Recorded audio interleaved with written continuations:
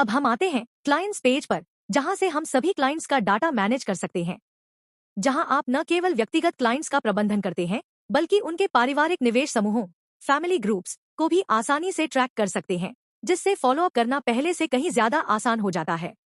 Page पर आपको दो मुख्य व्यू मिलते हैं, जिनके बीच आप ऊपर दाईं ओर दिए गए बटन से स्विच कर सकते हैं, ग्रुप बाय फैमिली और शो क्लाइंट्स। जब आप पेज पर आते हैं तो आपको डिफॉल्ट रूप से फैमिली यूनिट्स का व्यू दिखाई देता है। सबसे ऊपर हमें 4 टैब्स मिलते हैं। यहाँ आपको फैमिली से जुड़े आंकड़े दिखते हैं, जैसे टोटल फैमिलीज, कितने परिवारों ने सक्रिय रूप से निवेश किया है, maturity this month, no active investments. नीचे टेबल में आपको हर फैमिली की एक पंक्ति दिखती है, जिसमें प्राइमरी क्लाइंट और सेकेंडरी क्लाइंट की जानकारी। टाइप, यह बताता है कि यह निवेश इंडिविजुअल है या जॉइंट। उस ग्रुप में कुल कितने निवेश हैं, उस फैमिली का कुल निवेश मूल्य।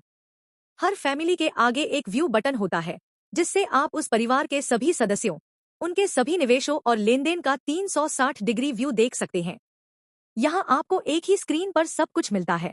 सबसे ऊपर उस परिवार के फाइनेंशियल समरी, इसके नीचे प्राइमरी और सेकेंडरी क्लाइंट की पूरी जानकारी, उस परिवार द्वारा किए गए सभी निवेशों की सूची, और अंत में उनसे जुड़े हाल के लेनदेन का रिकॉर्ड। इसी पेज से आप उस परिवार के लिए सीधे नया निवेश जोड़ सकते हैं या उनकी विस्तृत रिपोर्ट भी निकाल सकते हैं। यह पेज आपको एक ही जगह पर किसी भी परिवार की पूरी वित्तीय जानकारी देखने की सुविधा देता है। अब हम आते हैं क्लाइंट्स यूनिट में। सबसे ऊपर हमें 4 टैब्स मिलते हैं, जो क्लाइंट्स की स्थिति को साफ दर्शाते हैं। पहला टैब है टोटल क्लाइंट्स, जिसमें सभी क्लाइंट्स की कुल संख्या दिखाई जाती है। दूसरा है इन्वेस्टेड दिस मंथ, जो इस महीने निवेश करने वाले क्लाइंट्स को दिखाता है। तीसरा है मैच्योर्ड क्लाइंट्स, जिनके निवेश मैच्योर हो चुके हैं। और चौथा है नो इन्वेस्टमेंट, जिसमें वो क्लाइंट्स आते हैं जिन्होंने अभी तक कोई निवेश नहीं किया है। इन चारों टैब्स पर क्लिक करके हम संबंधित क्लाइंट्स की लिस्ट नीचे देख सकते हैं। नीचे की ओर हमें सभी क्लाइंट्स की डिटेल्ड लिस्ट दिखती है, जिसमें नाम, मोबाइल नंबर, ईमेल और अन्य जानकारी शामिल होती है। हर क्लाइंट के आगे 3 ऑप्शंस हैं। पहला है व्यू, जिससे हम उस क्लाइंट का पूरा विवरण देख सकते हैं। दूसरा है एडिट, जिससे हम उसकी जानकारी अपडेट कर सकते हैं। और तीसरा है डिलीट, जिससे हम क्लाइंट को डिलीट कर सकते हैं। अब सबसे ऊपर दाईं ओर है एक बटन, ऐड क्लाइंट।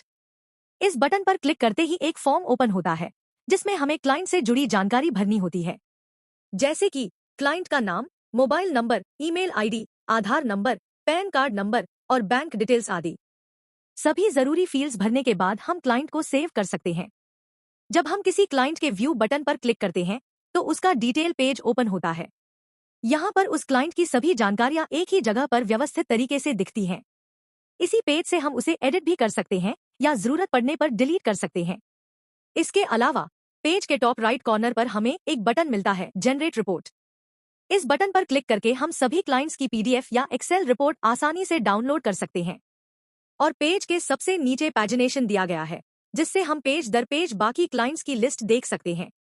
यह फीचर तब बहुत काम आता है जब क्लाइंट्स की संख्या ज्यादा हो।